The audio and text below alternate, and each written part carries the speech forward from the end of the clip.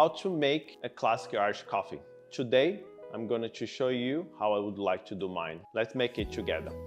First up, we're using our organic blend, which has flavors of raisins, vanilla, caramel, and citrus. It's going to complement the whiskey I'm using and my sugar syrup. Second is the dripper. I like my Irish coffee very clean, so I like to use my HARIO V60 plastic.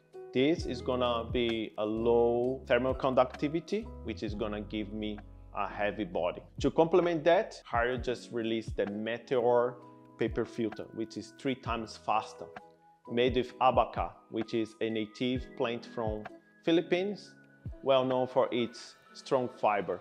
All right, let's rinse the paper filter to start with. It's nice and smooth. You can tell it's a bit lighter too.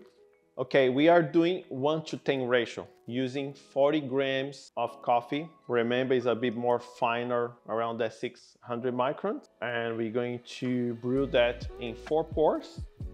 First is the blue, 100 grams of water.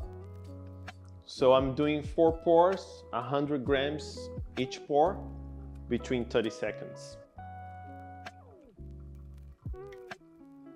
We're going to use 40 ml of my Australian whiskey. It's a single malt whiskey aged in a red wine barrel, and 40 ml of my blend syrup, which is muscovado and raw sugar equal part, but you can use different sugars or panela sugar, it would work as well. Okay, now what we're gonna do, we're gonna mix all together, pour in the glass, and then add the cream.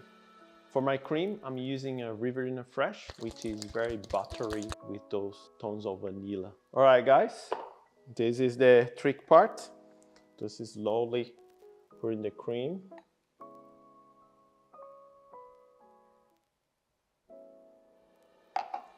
Then it's ready to drink. Enjoy.